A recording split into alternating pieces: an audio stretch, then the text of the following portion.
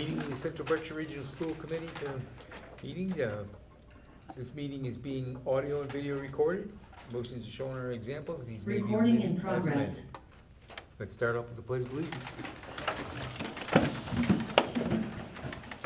Pledge allegiance to the flag, United States of America, and to the republic for which it stands, one nation, under God, indivisible, with liberty and justice for all. Thanks.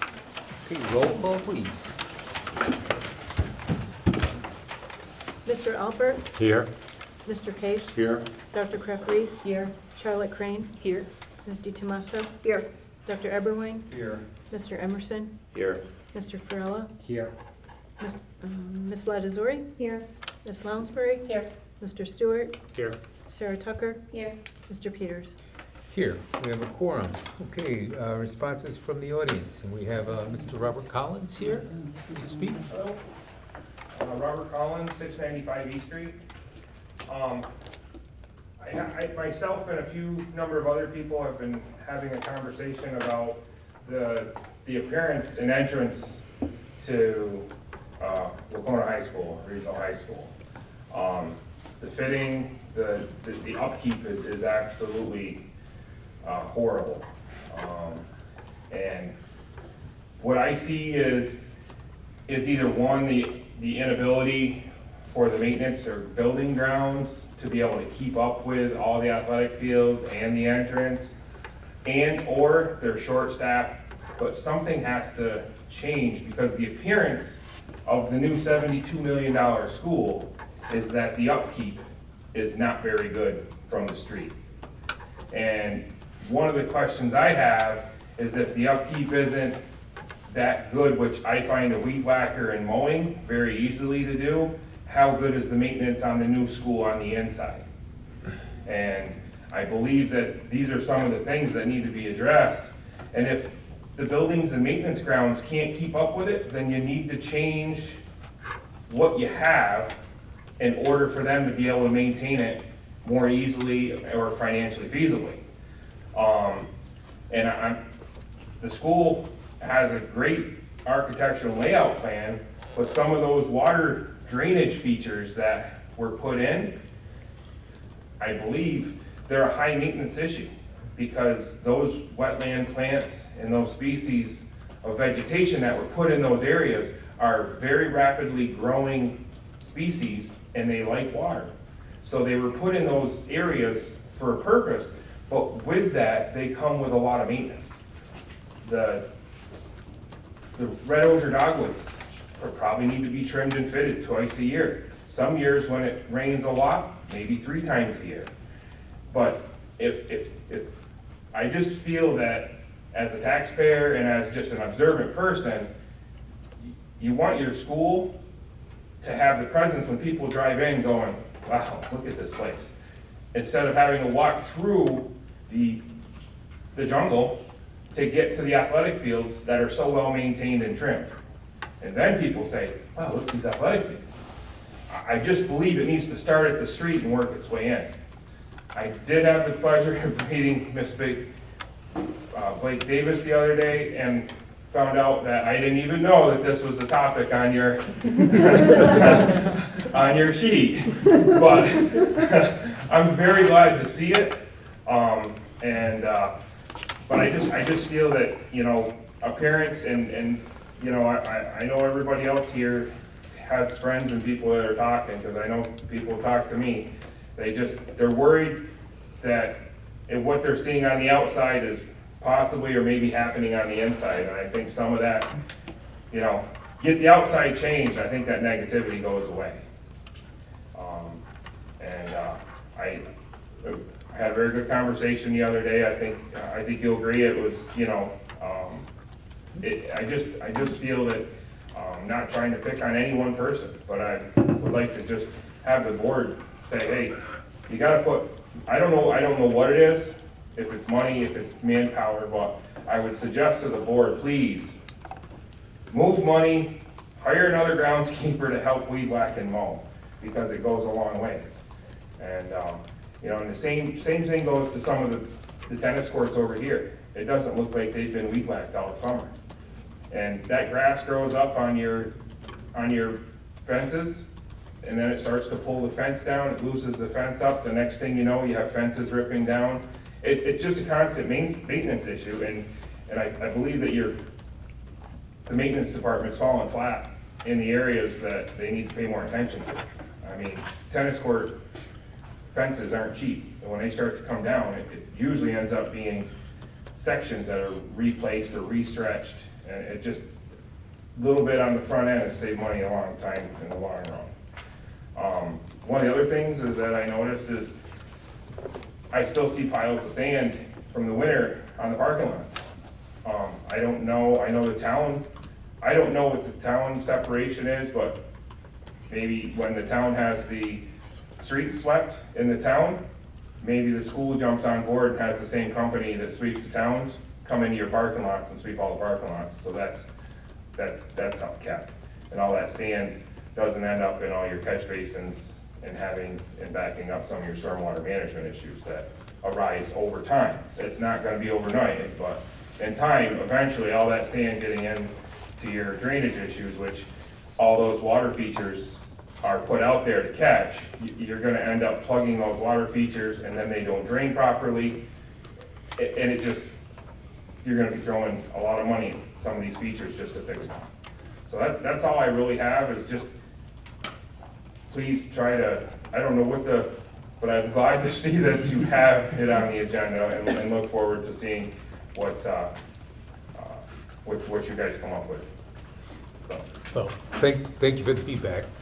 Feedback's a gift, thank you. yeah. Appreciate it. Okay, and we are discussing it later, so. Next up is a response, the student affairs rather, and I think Sophie is on. Hello, everybody. Good afternoon. I'm so happy to see you all. I just want to make sure that, can you guys hear me clearly? Good? Yep. Yep?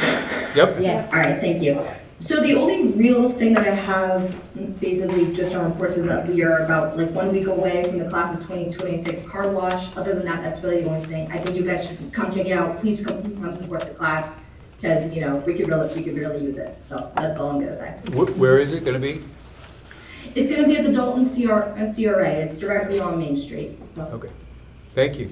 All right. no problem. You enjoying your summer so far? Yeah, absolutely. Thank you. Good. I hope you got all of you are too. So Thanks, Sophie. no problem. Okay. Next up is financial reports. Okay, so we have 3 warrants that have previously been approved. Okay, and then gifts, donations, and grants, the acceptance of donation to the CBRSD General Scholarship Fund in memory of Pat Maraca. Be it resolved that the Central Berkshire Regional School Committee accept the following donations totaling $100 as recommended by the district treasurer. Second. Motion and a second, all in favor? Aye. Any opposed? Abstentions? Motion carries. Next up, acceptance of donation of the CBRSD General Scholarship Fund in the memory of Pete Simony. Be it resolved that the Central Berkshire Regional School Committee accept the following donation totaling $1,000 to the General Scholarship Fund in the memory of Pete Simony as recommended by the district treasurer. Second. Motion and a second, any questions on this one? All in favor say aye. Aye. Any opposed? Abstentions? Motion carries. Next up, acceptance of donation to the CBRSD General Scholarship Fund in memory of Pete Simony in memory of Richard Bush. Be it resolved that the Central Berkshire Regional School Committee accepts the following donation totaling $1,645 to the General Scholarship Fund in memory of Pete Simony as recommended by the district treasurer. Second. Motion and a second, any questions on this one? Mike? My only question is, could we read out the various donations? I mean, the people who donated, I think they should get the recognition. We can. Sure. Just bear with me. Okay. We have $195 from Flynn and Dagnoli Funeral Homes, $100 from Eric and Diana Dudek, $100 from Lisa and William Brissett, $100 from Valmore Harpin, $100 from John Barrett III, $100 from William and Kathleen Wheeler, $100 from Kenneth and Kristen Ferris, $200 from Regina and Richard Hill, $100 from David and Carolyn Giudotti, I hope I pronounced it correctly, $25 from Susan and Thomas McShane, $25 from Ralph and Patricia Bush, $25 from Michael Mezuar, $25 from Joe Doyle, $50 from Elizabeth King, $25 from Carrie and Douglas Alabozic, $25 from Philip and Amy Mamalito, $50 from Mary and Mark Harrington, $50 from TJ and Tracy Agnew, $25 from A.J. Dumas, Giudotti, $25 from Robert and Anne Marie Bolger, $20 from Ellen and Craig Millard, $20 from Thomas and Elizabeth Bader, $20 from James and Catherine Caffrey, $40 from Cecilia Kozik, $50 from Darlene and David Blanchett, $50 from Linda Hanberry. Thank you. Any other questions? Rich, Yeah, Dave? just the title of this has in memory of Richard Bush and the motion does not. Is there a typo in there? No, that was a separate one. Number 3. Great.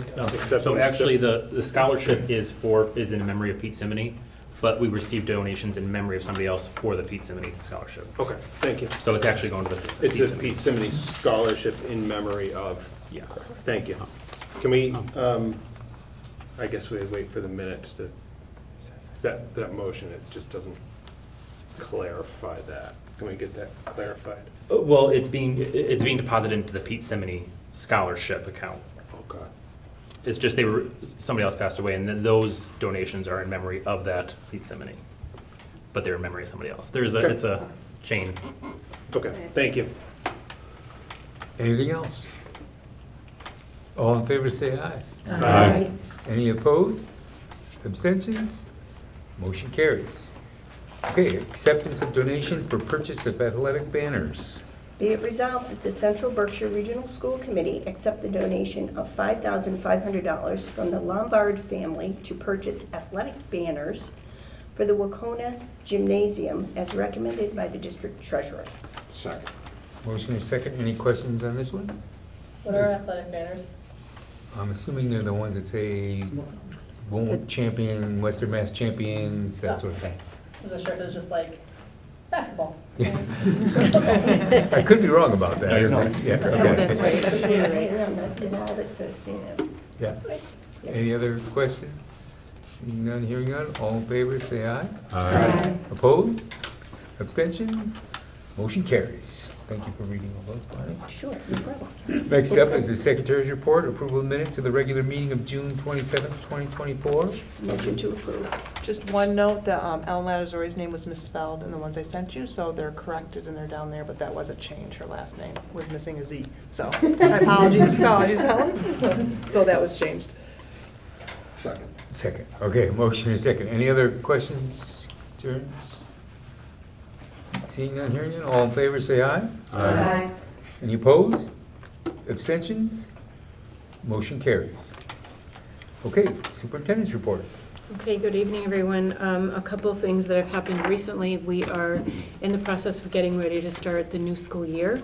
Last year, we had 2 events in preparation. We had an administrative retreat, which lasted for 2 days, and then we have what we call an ILT day, which includes our administrators, and that stands for Instructional Leadership Team. At our administrative retreat, we pretty much cover things like management, logistics, protocols, and expectations. Expectations really that Mike and I have for the team. Things like what we expect in terms of field trips and safety, expectations around bullying and harassment, expectations, trying to think of other topics. But it's actually fairly long and lengthy. And we So there's that component to it. We did have some lengthy discussion and training about teacher evaluation. There's a new rubric for teachers that actually was piloted by DESE last year. We're going to be looking at it this year. We looked at it as an administrative team. We dug into it a little bit deeper. There's actually a crosswalk between the one we're currently using and the one that DESE's just moved away from pilot status and said this is ours. It will be something that has to be negotiated, but in preparation for that, we wanted to make sure everybody was familiar with it. So that's something we concentrated on. In terms of our instructional leadership team, a real concentration for us, that includes our teacher leaders and all of our administrators. We looked at embargoed MCAS data, and we analyzed it. And what we do is we go through that information, primarily ELA and math, in grades 3 up through 10, because not all grades are tested, and we really look at where we fall in relation to the state. Are we at the state level? Are we below the state level? Are we above? And then we look at some potential action steps, and we also make a plan for the year. So our instructional leadership team really meets throughout the year. A big endeavor for us this year is going to be changing ELA curriculums, so that was a component of it, but quite frankly, that's been ongoing for us. That's been training that under Dr. Hinault's leadership, it started in the spring, and it will continue actually throughout the year. Actually, they've been doing so. They did work on that yesterday and today, and that's a lift, and we want to do it well. And that's sort of it in a nutshell. I mean, one other thing, we always look at school choice this time of year, just so you know where we are with school choice. We're kind of on par. We are just maybe too shy of where we were last year, but at the end of the summer. So you could argue that we're potentially ahead, or we're sort of right on where we were. We have 4 that are pending. If those 4 go through, then we'll be ahead of where we were last year. But we still have time. We do accept students right up until the first day of school and sometimes into the school year. So we'll have a better idea of that in October. But just to give you an idea, we're right about where we were last year. Potentially, we have more students. The only other thing I want to comment on, and I'll just briefly say, I have been very involved in the landscaping component of it. There's been discussion at the finance subcommittee level. And I will report out on that, but I want to wait until Mr. Farella gives his report, and then I will follow up with what he's had to say. And I did have a chat with Mr. Collins the other day as well. So I have some information about that I'm happy to share. So does anybody have any questions for me? Yeah. When you mentioned the numbers in terms of school choice, that's coming in or going out? That's coming in. Okay. So we have as many students coming in as we did last year, Right. around at the end of the summer last year. So I think our trajectories were a little ahead of where we were last year. So it's healthy. It's a healthy number. Anything else? Okay, moving on. Report of the chair. So sent out the self-evaluation. You guys can, fill those out. Hammer us. Feedback is important. And, if you have, I think I say it in there, but if you are going to give an exemplary or a really needs improvement, you need to back it up with data. Put a comment in there and say why you're doing that, why you think it's that way. It's helpful. Otherwise, it's not really helpful if you don't give that feedback. So please take some time and do that. I know it's an effort, and when we get it, I'll compile it and share it with everybody like we have the last 2 years. So there's also, unfortunately, due to personal reasons, Amy has resigned from the committee. So there's an opening in Dalton, and we'll have to follow the process to get that vacancy filled. Her term expires in 26, so it's halfway through. So we'll definitely have to appoint somebody for that place. So if you know somebody that is interested, that would be a good candidate, let us know. From Dalton. Yeah, Liz. To be clear, we'd be appointing someone through 2026, and the next Yes. election would be. They would have to run in 2026. Okay. Yeah, they fill out the Not the term. next election, the one after that. Yeah. Right, the 2026 one. Yeah, they fill out the term, Okay. basically. If somebody is interested, they contact you, contact the district. Either one, either Either myself way. or Yeah, admin, thank either you. way. Beth. Yep, for sure. Thank you. Rich, on the Andy? vacancy, are we setting a meeting or a date that will do the appointment, or is it whoever shows up before the next meeting? So if there's only one candidate, we'll probably just have them come to the meeting and, you know, basically present why they want to be there, and we'll vote to So get them. If they- Presumably be the next meeting. Potentially, yeah, could be. I think if there's any information that comes in, we'll send it out, distribute it out to the team, just so everybody knows it ahead of time, if that happens. And if there's more than one, then we'll have to have another round of vote on that, so, interviews and votes. Anything else? Okay, next up is the discussion of adding vocational transportation region agreement. This came up from, was it Windsor or Windsor? Cummington. Cummington. I don't know Yeah. if it came up, Yeah. I know it came up, Windsor. the email we received was from Cummington. Yeah, so they're asking us to add vocational transportation similar to what is happening in Mohawk Regional School District, where it's actually documented in the regional agreement that the school district arranges the transportation for the students going to VOTEX for the towns, and then we bill the towns for that transportation. And it's similar to, I mean, it's not in our regional agreement at all right now, but Greg had started working with all the towns to try and coordinate that with them. So at least they were sharing rides instead of each town, you know, taking one bus, you know, and going by other kids. So we were trying to do some coordination for them. In this case, it would kind of codify it in that we would be doing the coordination and then billing the towns for that transportation cost each year. I mean, I think it's an added burden. I don't know, maybe Greg can speak to how much of an effort that would be to do that for them? To be honest, I don't think it'd be too bad.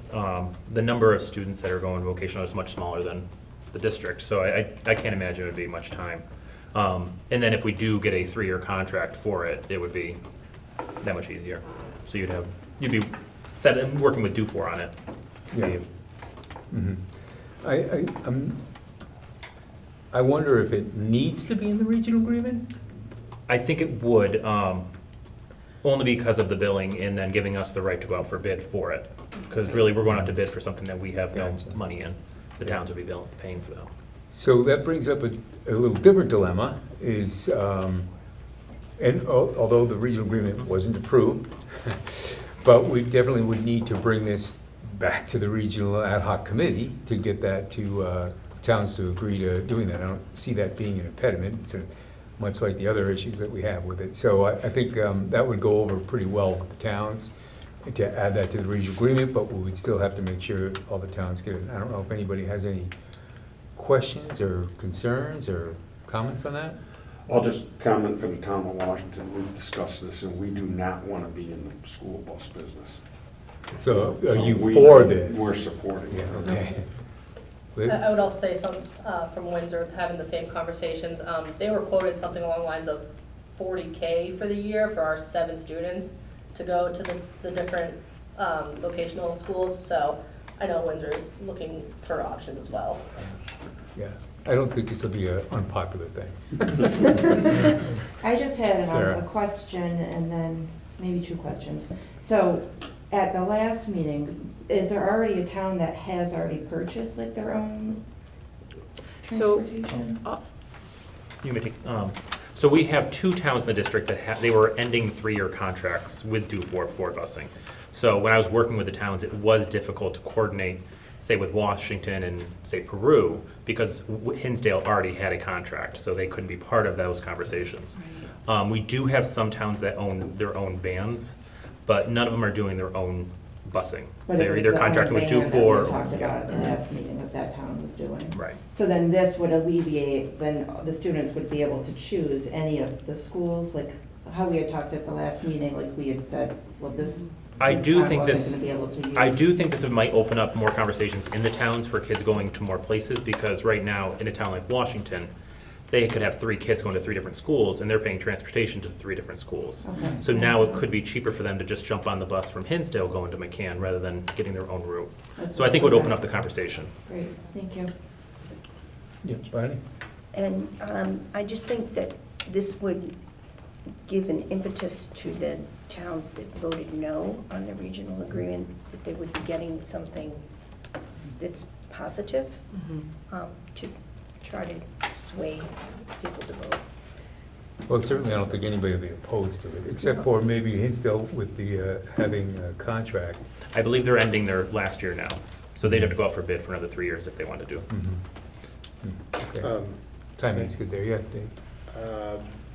So it sounds like, and I know you can't say for sure until we see all the numbers, but there could be some cost savings to the towns by negotiating one contract as opposed to 7 individual contracts. I would think so. It hopefully, yeah, and And it could, picking On it paper, it's up on the hopefully, way hopefully, instead of absolutely, yeah. and it driving could- past them. Yeah, hopefully it could be more efficient, because when you have one person doing it for all 7 towns, as opposed to each of the towns doing it for themselves, you have a broader vision of where students are going. So what we don't want for our towns, they're saying we don't want to overlap any routes. And we're saying, I agree with them.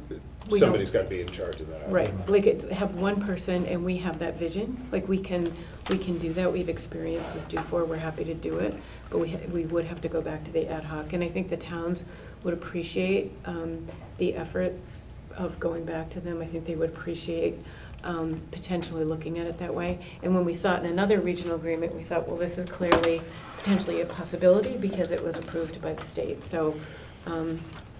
So handling the logistics of that, some towns have approved the current proposed amendments. This would be an amendment to that as well, so it would have to go back to town meeting, It would, which would at the latest be the annual town meeting in the spring, possibly a special town meeting in the fall. You know, a lot of towns run them. correct. But that would affect the contracts then, right? Because theoretically, we wouldn't get this done until at the latest, earliest, maybe annual town meeting next year. Right. So some towns, maybe we should let them know that Yeah. this oh, is in the abs- works. So instead So- of doing a 3-year contract that they're stuck in and then Right. kicking yeah. this down the road? Yeah, that's I mean, one of- absolutely what's going to happen, and in the next bullet point, we're going to have that. Right. So, Right. yeah, your point is valid.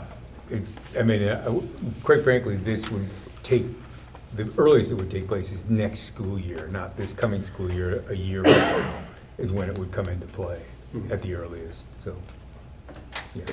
So do we need a motion to refer this back to ad hoc, or are we gonna possibly I have don't- a meeting to discuss this and the next? I think if the next bullet point let's have a discussion about the next one, because I think that's where we either go to the ad hoc or we just do this all at that meeting, and then if it needs to go to the ad hoc after that.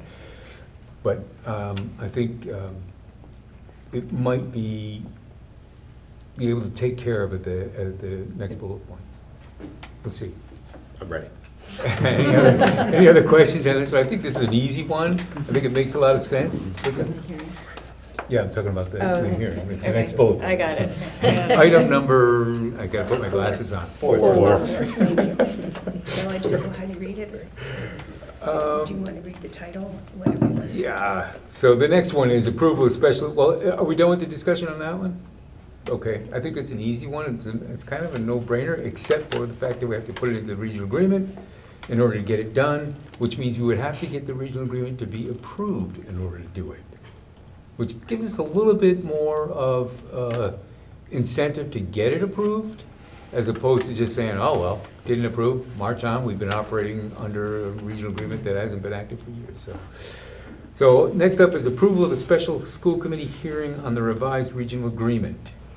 Okay, and the motion that's listed in your pamphlet, I'm going to amend that, given what's going on.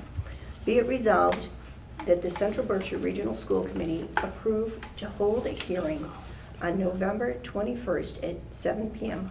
It doesn't say where though. No, no. Oh, okay.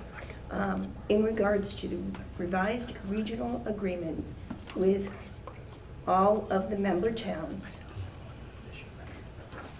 That's the motion. Can I get a second? Second. Okay, so the impetus here is obviously we didn't pass the regional agreement for primarily Peru and Hinsdale around the voting method, and there's still discussions around what we can and can't do with respect to the voting method.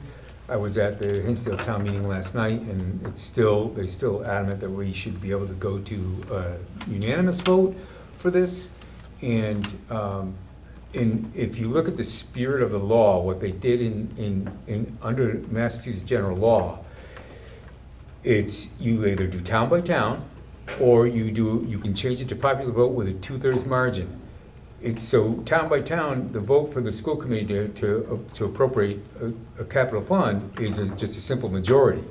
To go to a popular vote, it's a 2/3 majority. So the state is already saying you have a higher bar if you want to go to a popular vote. They're not going to allow us to go to an even higher bar, because if they thought that was important, they would go there. But so I've tried to communicate that they're not going to let us, but folks still think that we should be able to go to unanimous vote, to go to a popular vote. The other issue with that is not all towns are going to agree to that through the Regional Ad Hoc Committee, and that's the other point I bring up to them is it's not just Hinsdale and Peru that can do this, right? It's 7 towns have to decide this. So other towns, and this was debated in the Regional Ad Hoc, and other towns are not going to. At length. Yeah. At length. Yeah, at length, and I've tried to say that, and unfortunately, it just still falls on deaf ears. So the point of this meeting originally was to bring the towns together, mainly Hinsdale and Peru and Cummington, the towns that didn't vote for it, to bring authorities in the room with the people who are turning it down, so they're not listening to us, they're listening to people with authority to speak to it. With this addition that we have here, we're basically adding, and the thought was if we could get those towns to agree to the language as it is, we wouldn't have to go to the other towns. We could just have those towns either do a special town or next spring in their annual town meeting, vote for the existing agreement as it sits now. Talking about throwing in the vocational transportation, that basically changes it for every town. They have to approve it, basically they'll have to approve it. And in the bylaws, or in the regional agreement and in the state law, the towns do have to approve any kind of amendment, and then DESI has to approve it. I don't see DESI not approving this. The Mohawk one is approved by the state, so that language is okay in there. So anyways, I think I don't know that we have to have, and this is something that you guys, let's debate this. I don't know that we need to get the Regional Ad Hoc Committee together until that meeting in November, but I'm open to hearing what you guys think about that. Yeah, anybody? Todd, who's been the chair of that committee. Well, I would agree with that, Rich. I would think we would want to see how that meeting turns out before we open up the ad hoc committee Yeah. again. That's my thought. Do you think, Leslie and Greg, do you think there's a timing issue if we wait till November I don't see that being controversial. I think our controversy is basically the voting method, not the vocational, like Bonnie mentioned, will be kind of an incentive to, tip it over the edge to go there. I would just want to check in with Mars around that, and also have us check in with our legal counsel around adding that additional component. I did both. Unfortunately, Okay. Mars was on vacation, but Russ didn't really have any issues with that piece of it. Okay. I also asked about the risk of not even approving, because Mr. Locatell, I've had a couple conversations with him, his words to me were, and I told him I would speak to this, I'd let people know, when you're digging a hole and you don't keep digging, you stop digging. And I said it was more of a can of worms that we opened up with the vote, but I think there's incentive to do this, to finish this regional agreement. We've spent all this effort on it. I think it makes sense, we're this close to the finish line. Adding the regional, the transportation makes a lot of sense, and that's a new item in there. So I think I think it's important to take it to the next level and see if we can get this over the finish line. Just a, Sure. do you know where that meeting or hearing would be? I think we originally talked about doing it at Kittredge, but it's not carved in stone, obviously. Yeah. We'd have to schedule it depending on the timing. If it was just the 3 towns, the original 3 towns, I would say we definitely want to have it at Kittredge, but It'll be open to all towns. Yeah. you may not, I don't know if we have a room big enough for all towns, I don't know. Yeah, I mean, I don't think that's a showstopper. It's hard, it's gonna be, I mentioned it at the Hinsdale Select Board meeting last night, that, would want the select board people or people who are making the decision up or down to be at that meeting, because it's really educational for them, because they're the ones who would push the towns to say no. So we need them to be on board and agree with what's out there, and not listening to us, listening to people who know the legal, what can and can't do with respect to that, so. Yeah, Barbara? I'm really opposed to just dropping it and letting it go away and saying that, well, we haven't had one in so many years, let's just function without it. I think it's not nice for the people who spent so much time on that committee. Yeah, The townspeople as well as the people sitting around this table. We started it, we should finish it. I did ask both Myers and Russ what the risks are of us not operating under a regional agreement, and they're not, it's not clear that there's, like legal ramifications. It doesn't look good if you're doing things, you're operating not the way you say you're operating under the document, which has been like that for years and years. And so it hasn't changed in that respect. Adding something like what this regional transportation for the vocational, I mean, that makes a lot of sense, and that's a legal piece that, to Greg's point, I don't think we can do it without having the document, so I think that gives us a good incentive to move forward.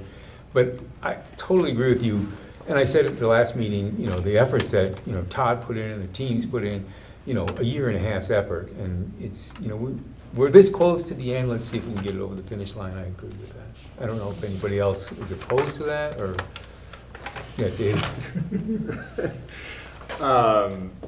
Couple things. So when we talk about the vocational transportation piece, that can be done, we can, when we get it on agenda, we as this committee, whatever the process, we can vote to add that to the regional agreement as a standalone amendment that could then go to the towns. Sure. Because if we wait until November and then schedule a meeting and then try and get it on to a special town meeting, we might miss any special town meeting that would happen in the fall and then end up kicking it down the road even further. Strategically, if you want to use that to sweeten the pot, so to say, to get these other towns on board, to say, here's, we're adding this transportation piece, that sort of political strategy, if you will, if you want to do that as a standalone now and try and get some cost savings to the towns, try and get some streamlining now versus saving this as kind of an extra cookie, to get it done. So that's just Yeah, that piece of that. I don't disagree with that, doing it ahead of time. It would mean that all the towns would have to do a special town meeting. We would ask them to add it to their currently scheduled, or if they don't have one, if they're not planning on doing one in the fall. I know Hinsdale's done several, kind of in the fall or something. Beckett doesn't. I mean, I don't know about other towns. Beckett does not have a fall meeting. But we could get it on, sooner. I'm just saying, we could get it on sooner, and if towns, we could ask them to do it or not. I mean, I don't think we need to debate that part of it right now. It's out of our control. What is that? That's out of our control. It might incentivize them, but you'd have to get all 7 towns to do it. Otherwise, it's just gonna be on the annual town meeting in the spring. Which is Anyways, what, right. yeah, which is what, but to your point, I think certainly we could draft the language and vote it in as an amendment next meeting. Right. I don't think that's an issue, but it still doesn't come into effect until that regional agreement is approved. Until that component to the regional agreement is approved. It doesn't have to be added to the full list of amendments. It could be a standalone amendment that could be done right now You'd actually be amending the current regional agreement. But I with don't, that one item. the only thing is I don't think DESI would approve it without some of the changes that we were making in the other one. We Well, had something. Well, We no, could go to you'd have to- Mars and. What Dave is trying to say, and I'll get you, Yeah. Charles, what Dave is trying to say is, we can add it to the regional agreement, and then who cares if Mars approves it, or if DESI approves it or nothing, we just put it into make an amendment to the regional agreement, just like we have for years, and throw it in there, Right. and just, it's in their regional agreement.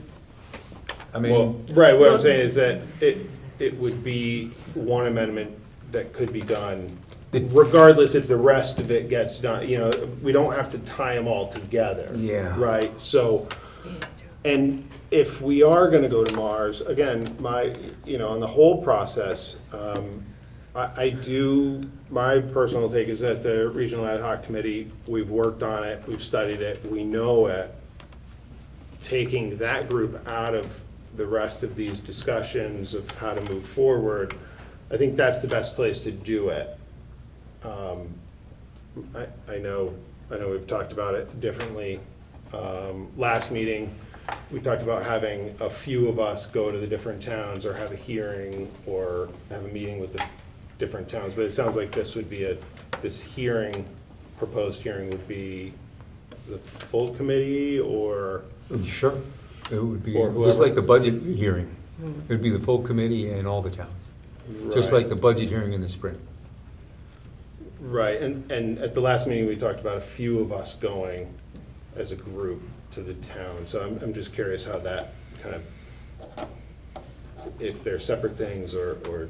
I think they're separate things. We might have been bantering around an idea, but in the end, we settled on of doing the meeting. That's why it's on here for approval. Sharice, you had? Yeah, I Sorry, it just- was a while ago. No. You're good. Pardon my ignorance, but there is like an election in November. Could we put something on the ballot for an amendment to the regional agreement? Or does it have to go to a county meeting? Good question. Right now, we don't have the only regional agreement we officially have is the one from 1958.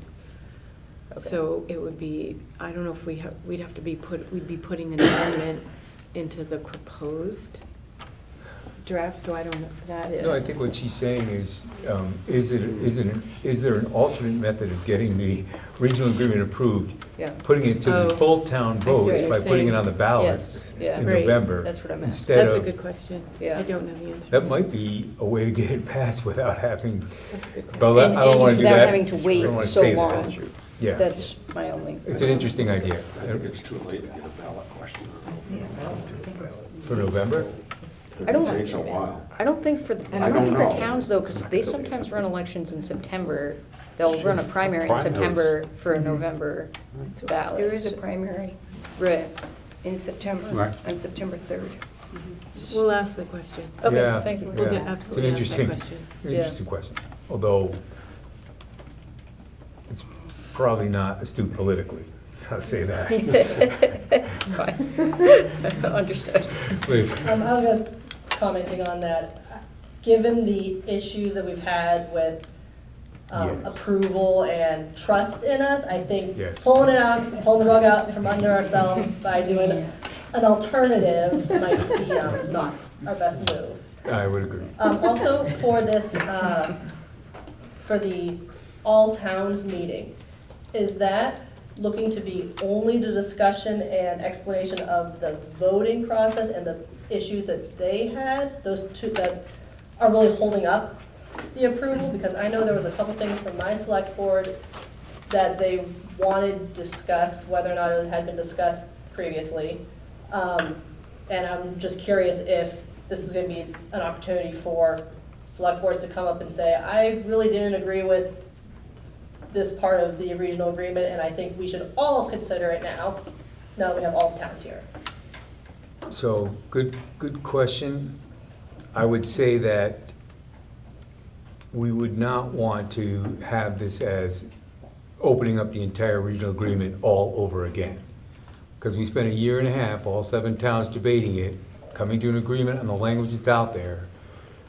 We're adding an amendment and we're debating, we're trying, basically we're not, I don't think we can and probably won't change the language that's in there now, because I don't think we can versus my understanding. So it's just them hearing it from authority figures besides us that it can't go where they want to go. And the 7 towns didn't want to go there anyway, so I don't think we want to open the whole regional ad hoc agreement up again for debate on every point. Because we did get the towns to agree to everything except for the voting method. I do think that when you speak to the towns about that, that needs to be very clear that that is not Yeah. what we are doing. We're not Yeah, rehashing the that's whole fine. entire agreement. Yeah. We're not open, I don't want to open, I don't know if anybody else thinks that that's a good or bad idea, opening it up. May I? Go ahead. If the restriction to the voting method, that it couldn't be more than 2/3, had been painfully, very concretely clear to the towns that voted, that there was no way you could do that. It may not, the result may not have been what it became. But putting this item in there about vocational, that's really the carrot Yeah. to the towns. Well, it certainly would help, wouldn't hurt. Dave, you had something? I wanted to comment on Charlotte, I just looked it up. I wanted to comment on Charlotte's idea, which I think is a great idea. However, the current regional agreement says, such amendment shall take effect upon its acceptance by at least 3/4 of all member towns, acceptance by each town to be by majority vote at a town meeting. So there you go. So, great idea, but. Yeah. Okay. Anything else? It was nice debate, folks. We had a motion, I believe we had a second, right? Oh, we read the motion, we had a second? So, all in favor? Aye. Any opposed? Abstentions? Okay, motion carries. And that's all I have, so moving on to curriculum. Hi, everybody. We have not met since our last school committee meeting. We will have a meeting on Tuesday, August 13th at 7 p.m. via Zoom, where we'll be going over winter benchmarking as a precursor to MCAS, when we assume that will get unembargoed in September. We'll have an update on the science pilot, and then going over any changes to any student handbooks that we need to approve before, or should know about before school starts. Good. That's it. Thanks, Ellen.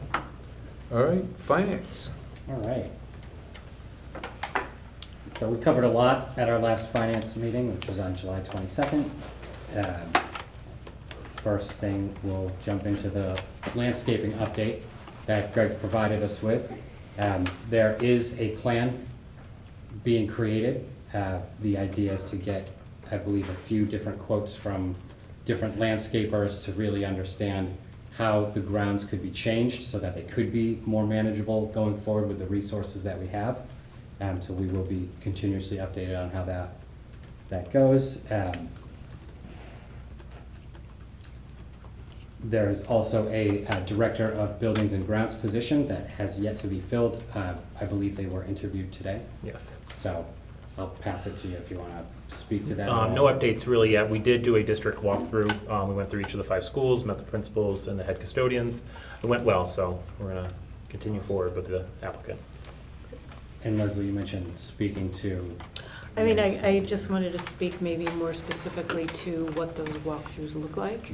With the walkthroughs that we went through, like, we wanted to better understand, I mean, we're not landscapers, I'm not a landscaper. I actually didn't do the walkthrough myself, I relied on Greg. Mike did one of the walkthroughs, but we wanted to better understand why we were where we were and what the complexities were around the particular layout that we have right now, and what the recommendations were from the landscapers that we were getting quotes from in terms of maintenance and what that would look like. So we kind of, what we did is we broke it up into 4 areas, which is the gymnasium loading area, the rock garden area, which is 7 in total, the back of the school, and the raised beds in the courtyard. We definitely decided that we need to come up with, I would say definitely a 3 to 5 year plan, a more long-term plan.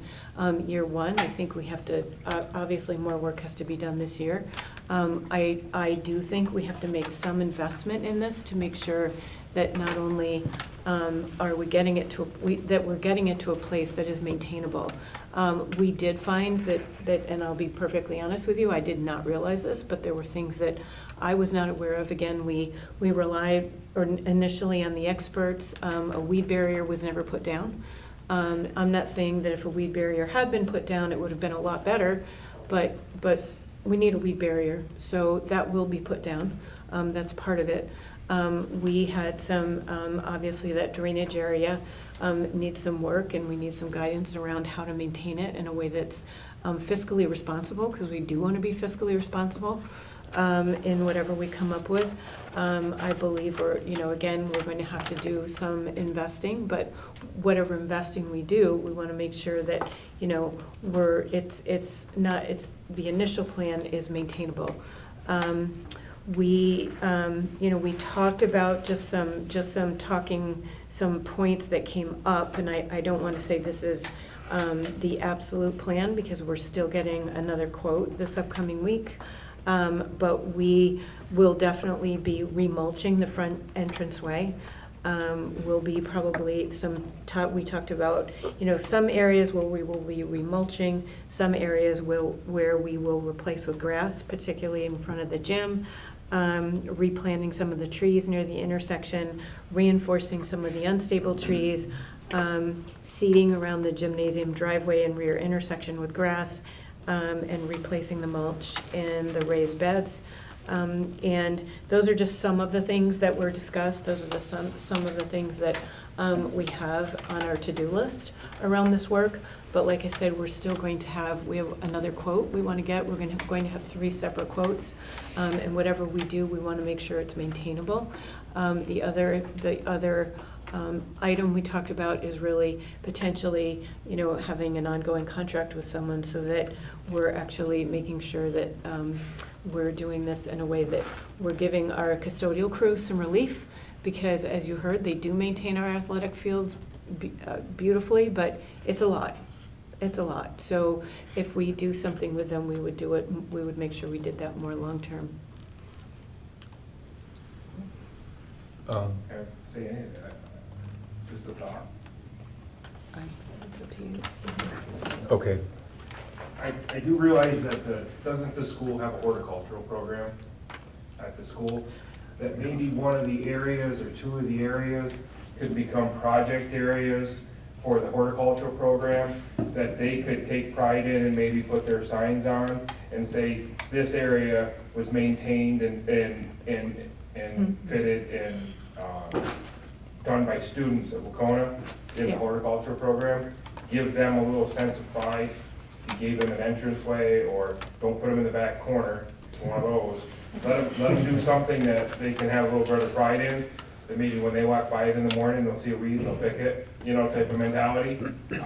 Just a thought. I do know that you have a horticulture program, I just don't know how active it is. No, absolutely, you're right. Right now, what they've done is they, inside the building, we do have living walls, and they are actively involved in our living walls right now, along with the teachers that run that program. So that's a great idea. So we will absolutely look into that as well. But like I said, whatever we do, we want to make sure that we're doing it in a manner that is efficient, strategic, and sustainable. So it is ongoing. What we will do going forward is we will have a presentation to the finance subcommittee at our next meeting. Sorry, I haven't told you that yet, Paul, but I'm telling you now. But all this will be pulled together in a presentation to the finance subcommittee. And then if Paul it's, it's up to them. If they feel like this needs to come to full subcommittee or a full school committee, we'll do that as well. Any other comments on this one? Jake? Yeah, just a quick question is, because it hasn't been discussed at all, is the sort of examination of the workflow of the current staff. So you haven't talked at all about the current staff and how they're managing, how they're being managed, and I'm wondering what dialogue, if any, has happened with them. That's part of what we're doing. Okay. So part of, like what we did at the meeting, the walkthrough we just had, is part of the walkthrough was through with the landscaper. Part two was among our own staff, including the principals and the head custodians. So just so you know, part of these walkthroughs and part of these looking at the landscapes includes our head custodians and includes the principals as well. The principal as well, because that has to be part of the conversation. And we have to, they have to be included. Thank you. It's a good point. I think the fact that we don't have a Jason Deanna has left us, the head of grounds and building and maintenance, but I think this is a process that, one, the school is new, and I think, to our speaker's point, maybe that wasn't the right vegetation put down for our area. I don't know, but we need to have a process that maintains it and keeps it going, and hopefully the new buildings and grounds person has the capability to create that process to maintain them properly. And just part of having a multi-year plan, we would have to rely somewhat on a local landscaper to purchase and do the remulching. But our grounds crew was confident that outside of the athletic season, if we pace things correctly over a 2-year period, we'd be able to maintain pretty well in-house. And I think part of it too was just some education around what upkeep looks like, for like in the rock gardens, for instance. I mean, they're built to drain and grow. And the way that those were presented were that they didn't need to be maintained, that they just continued to grow, suck water, and that was how they were that was the maintenance, right? That they were built to absorb water and grow, when in reality we know we do now have to cut back and trim probably multiple times a year, weed out the rock garden and just not let it run rampant. So that was actually purposeful, but it was a misunderstanding. So it's a mix of learning what systems we have and having a multi-year plan to do that, and adding in maybe some a small budget for the mulch, which was another thing that was overlooked. The other thing that we talked about, and that Greg and I talked about, was, and he already has a plan in place, is to make sure that in collaboration with the new building facilities manager, that he is meeting bi-weekly on site with all principals, with all head custodians, with the building facilities manager, and really talking about all building maintenance issues. But obviously there's going to be a heavier lift right away on Wacona and the landscaping. So, Dave. Sorry, I have a few things. You mentioned that there's no landscape fabric used. Has anybody looked to see if that was in the contract, if that was required, if that was in the building plan? we're in the process of that. This was just this really intensive walkthrough. Yeah. Was something that we just did, so. And assuming that if we're remulching, we're going to be putting landscape fabric down, we're going to make it right at this point. And we talked about the Wacona landscaping, but there's also the fields, the new JV field, which never grew in right. Again, I'd be curious to know if the right seed was used or specified for that there. And as far as the sports field, we don't really have the right equipment to maintain them, right? So that needs to be part of the conversation, is when do we acquire the right mowers, the right drags, the right aerators, the right process. to do that, and I kind of look at this kind of structurally, because our janitors do the grounds maintenance as well. I think there's sometimes calling them landscapers. I don't know their qualifications, and I certainly don't want to insinuate that they're not landscapers. But when we look at the process here, what I hear is that when school is in session in the spring and fall, they don't have the time to be outside.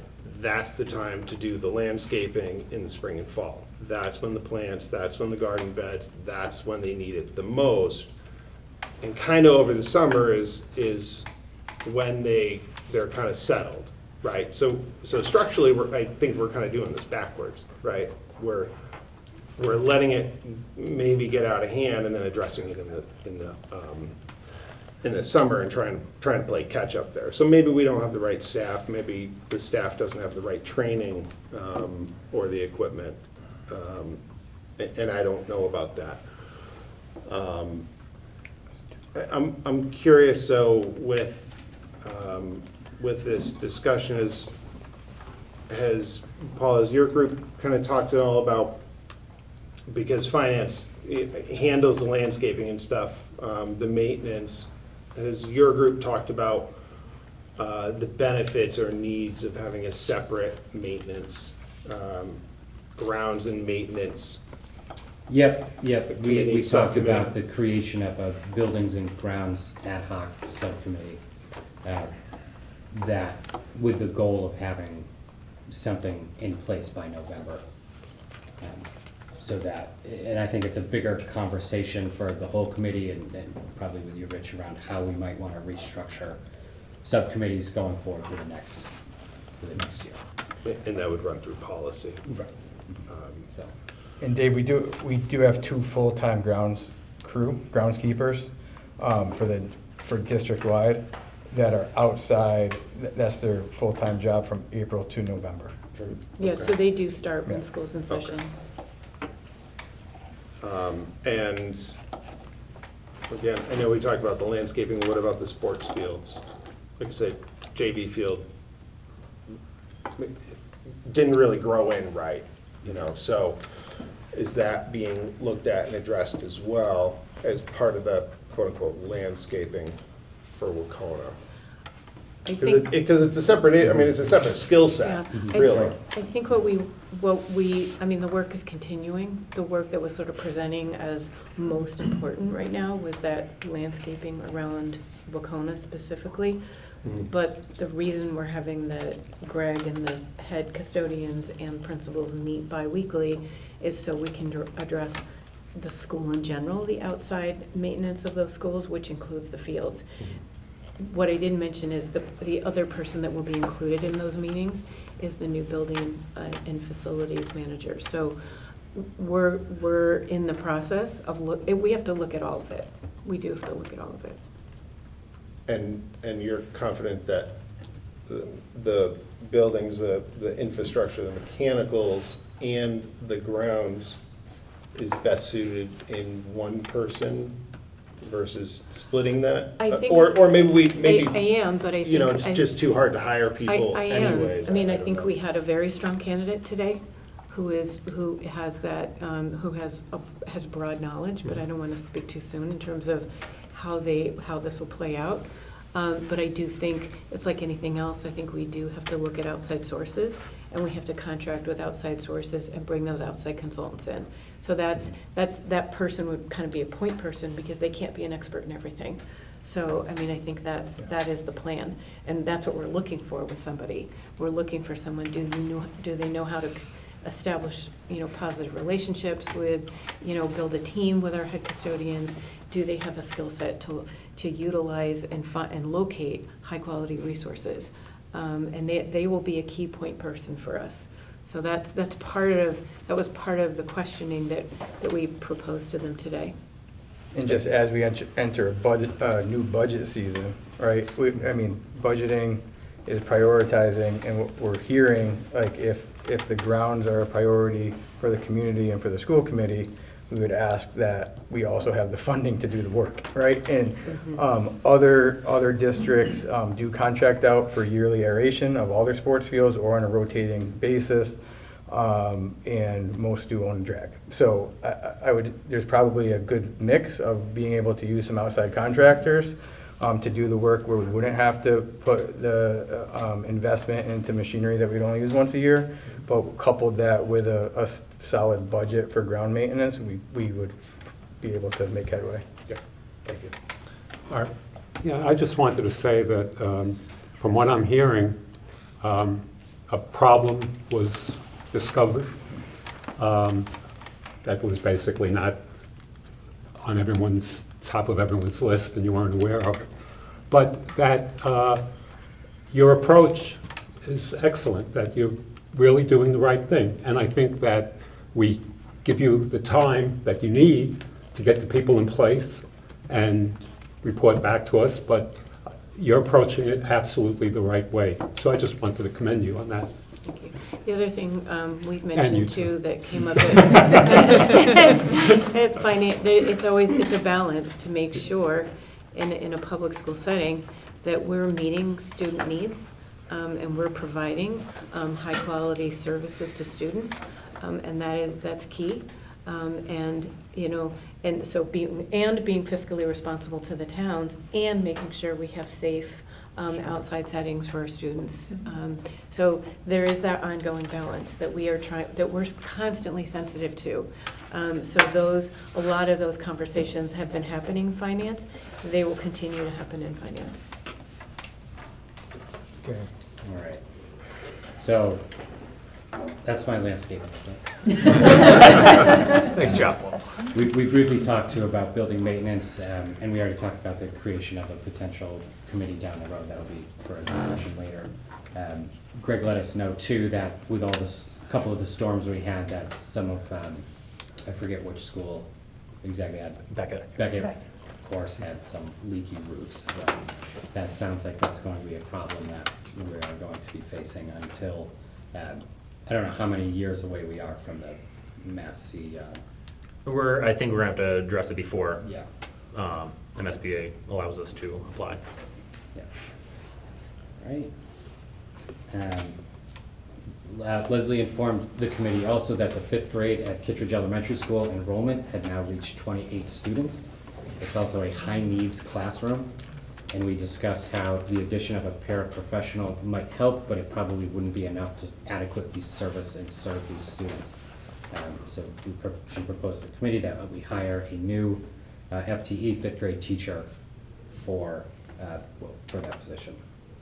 Due to recent retirees, this position would not impact the budget this year, but it would be an additional FTE, so down the road there would be increased costs over time from retirement and insurances.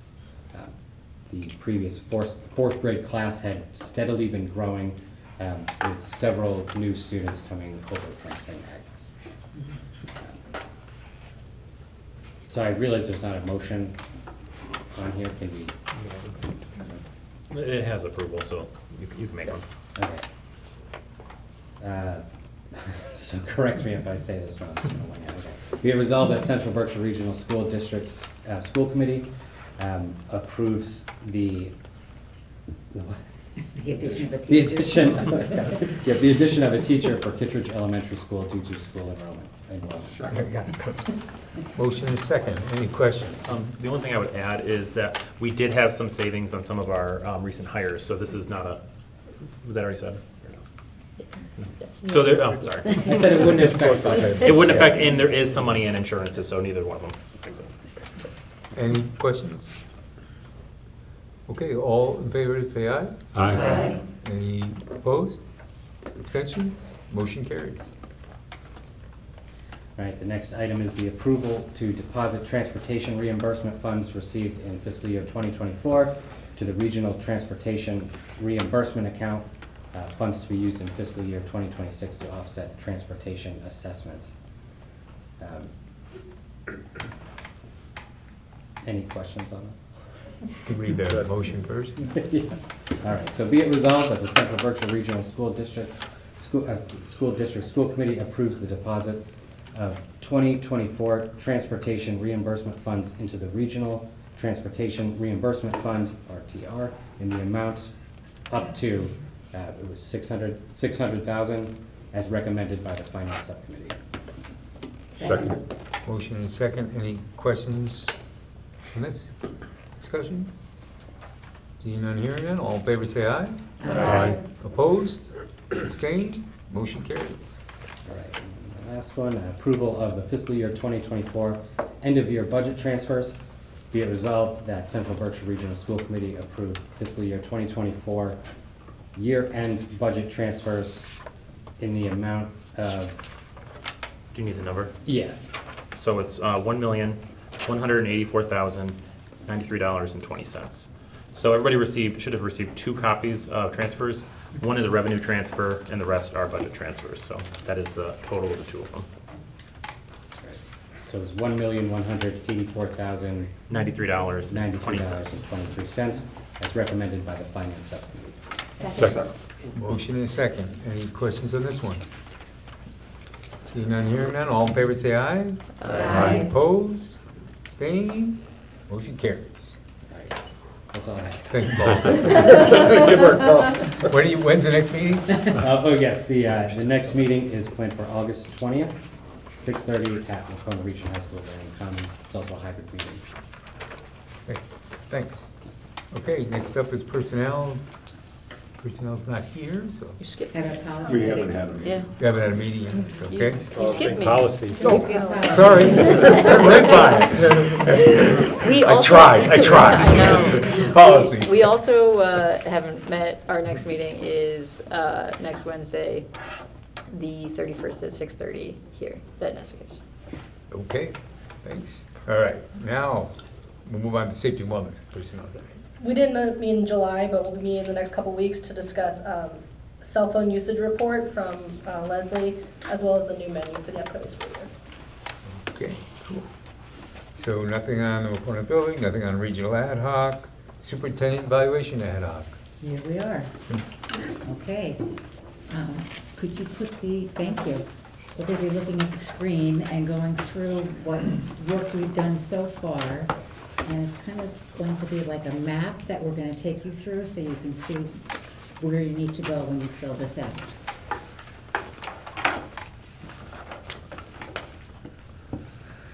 Okay.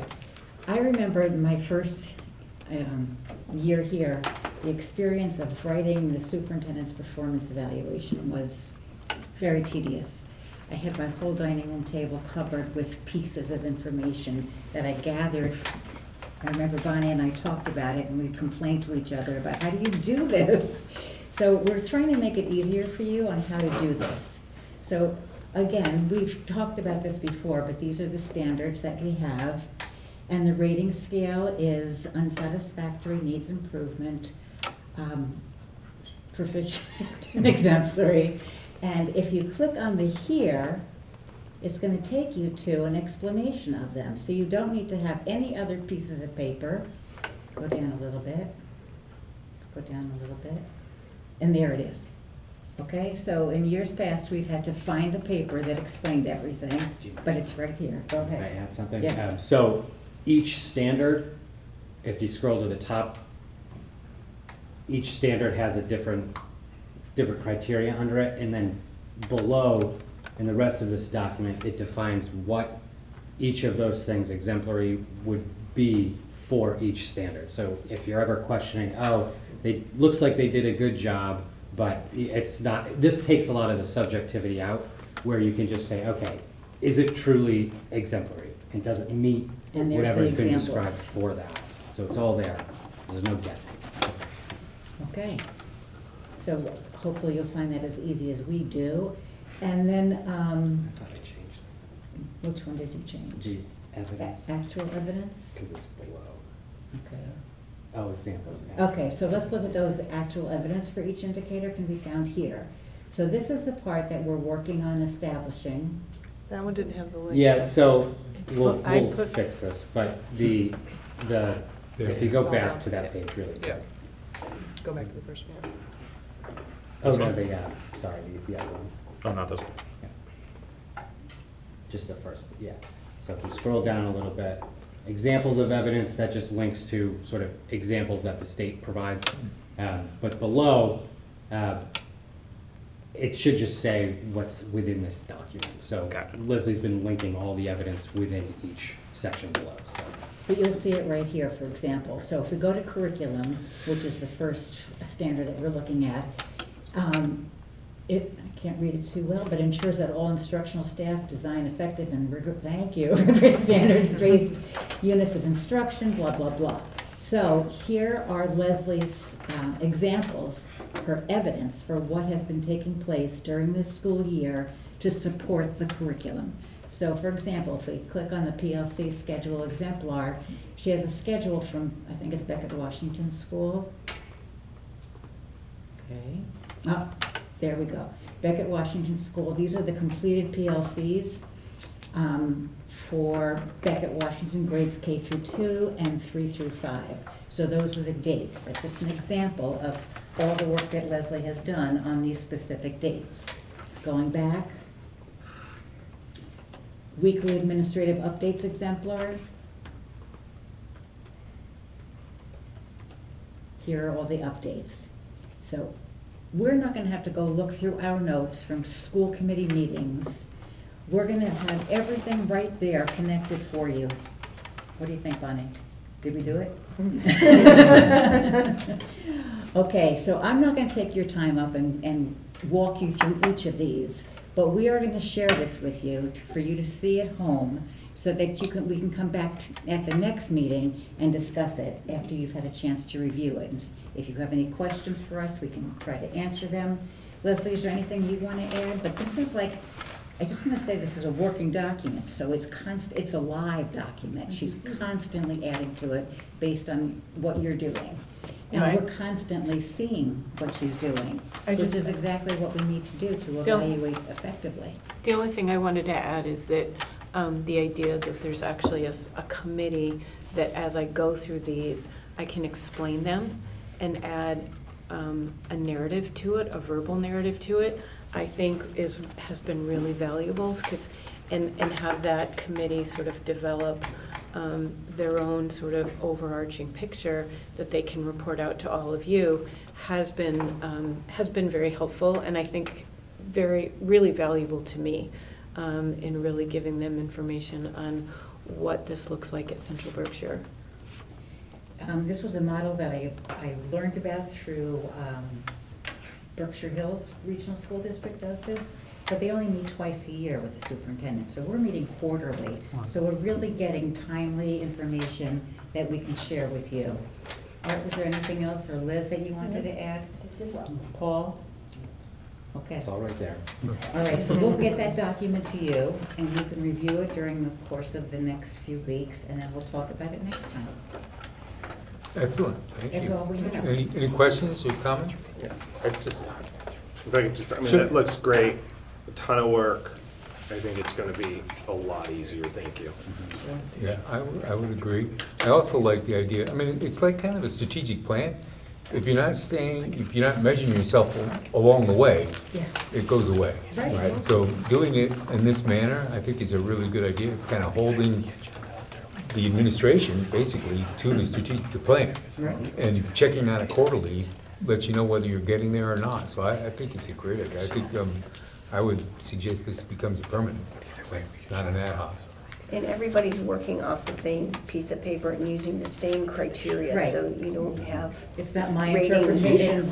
versus You know, all Art's over the place. interpretation. What did you mine? What did I mine? You know, Right. oh, I Well, I found this piece of remember, paper. you remember, Yeah, yeah. oh my goodness. Right. It's So really. this is all black and white, It's it's all right there. there for you, Yes. and So as far as that, and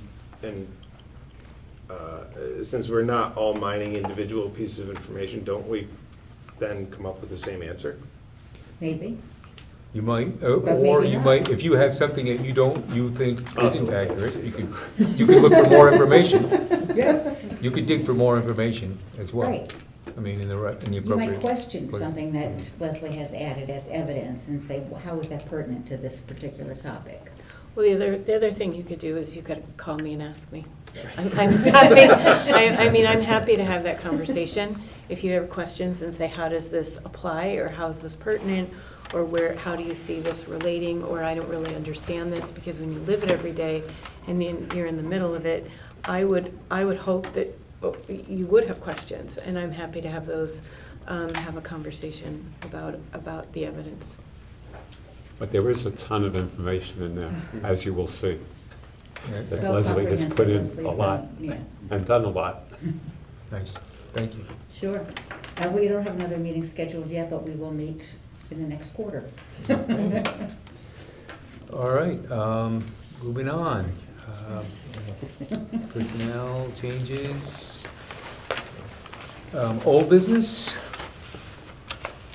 Any new business?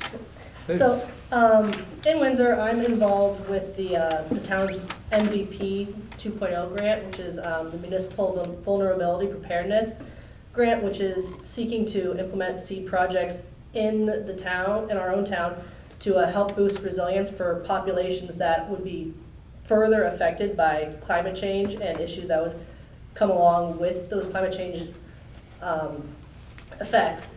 And in that role, I've heard recommendations both from students as well as from community members about ways that we can improve energy usage and climate change preparedness within the schools. One of the common issues that came across from our respondents was the lack of renewable energy projects, specifically out of Wacona, but as well across the district. So this led me to actually discover the Green Works program, the Green School Works program, which is a program that provides financial support for the K-12 public school districts to install and maintain green energy infrastructure within the school. So one project that they actually identified as being an eligible project would be solar panels for rooftops. And given that Windsor residents have come to me saying that they were disappointed that we didn't involve any kind of renewable energy projects, I think maybe using something along those lines for Beckett, Washington would be worthwhile to investigate. So I'd encourage administrators and finance committee to look into that program. Again, that's the Green School Works program, because the program itself actually encourages rural districts to apply. So just correction, there is solar panels on the new high school? Yes, sorry. Yeah, okay. But there was other discussions Yeah. about other. Geothermal. Yeah, geothermal was the big one that came up for that discussion. Yes. Specifically for Wacona, but there was mention of other schools that. Your didn't good have point those. is that if we do a roof, that would be a time to do it. There's also Yeah. parking lot. I think there's grants out there for parking lot canopies as well for solar. This actually would be it too. Yeah. So it's either one of those. So that's it, just Any encouraging. questions, comments? Just a comment. I was on the building committee and we got the silver, is that what they call it? LEED silver. Because we did so much towards green energy. And the only reason that the geothermal was turned down was the exorbitant cost. It would have added millions of dollars to the project. Cost benefits. So that's why that. Is Wacona's LEED certified? Yes. Silver. Yes. Yes. It is huge. Well, I mean, I don't think you could build a building now and not be that way. So, yeah, it's definitely, but there's always room for improvement, especially now solar has come down so much that, the payback is a lot quicker now, and energy is a huge expense. And the sooner you get solar on, the sooner you get, the better the benefits. I mean, it's just money out there that's coming from the state. Yeah. It's well worth it to at least look into Sure. it. Yeah. Yep. Thanks, Liz. No problem. Okay, remarks for the good of the committee? Mike? I want to invite everybody, and I mean everybody, beginning August 4th, and every Sunday in August from 4 to 6 p.m. at the Washington Town Park on Route 8. We have local entertainment, and by local I mean all Berkshire County. It's free. It's a great picnic area, so if you pack a picnic lunch and come up and throw out your lawn chairs, it's a great time, and it's free. Did I say it's free? How much does it cost? All right, yeah, Dave. If I could just say, I really appreciated getting to know Amy, work with Amy on this committee. I think she added a lot to it, and she will be missed. And I wish her the best in whatever she's working on or involved with. Yeah, well, I agree. Thank you. Yeah, thanks for bringing that up. Excellent. All right, can I get a motion to adjourn? So moved. Second. All right, all in favor? Aye. Any opposed? No? Okay. Motion adjourned.